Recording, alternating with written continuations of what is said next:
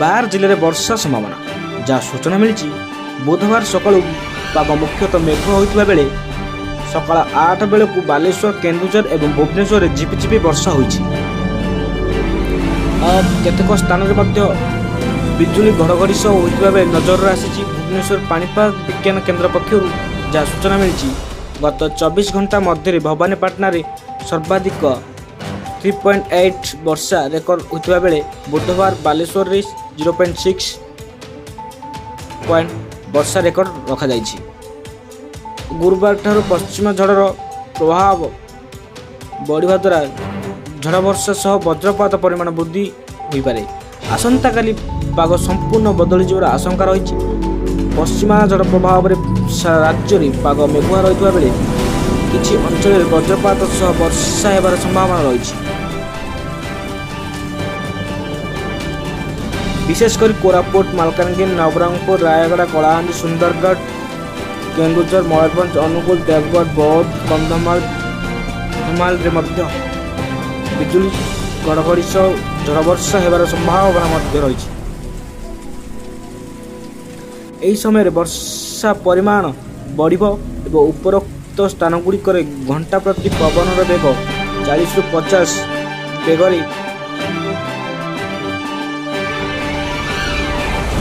बहबार संभावना रही। पाणीपाग विभाग पक्षर हलदिया सतर्क सूचना जारी कर सुवर्णपुर नुआपड़ा बलांगीर संबलपुर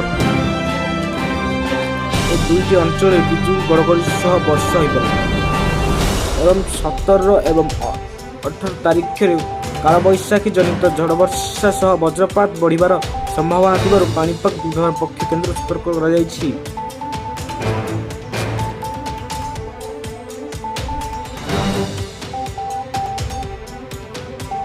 सेपटे संभाव्य परिस्थिति को दृष्टि रखी स्वतंत्र रिलीफ कमिशनर एसआईसी पक्षर जिलापाल को सतर्क कौन प्रकार विपर्य मुकाबला लगी प्रस्तुति करने को परामर्श दी जाइए।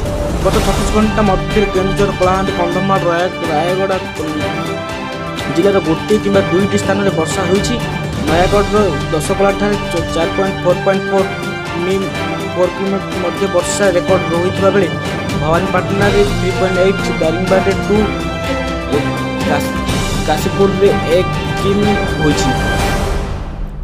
मेघुआ पाग फल आज दिन तापमात्रा बहु परिमाण ह्रास पाई। झारसुगुड़ा राज्यर सर्वाधिक तापमात्रा 36.8 डिग्री रेकर्ड होगी। भुवनेश्वर कटक पर उपकूलवर्ती अंचल तापमात्रा 5 ରୁ 6 डिग्री पर्यंत कमिबार पाग ना नेउनी।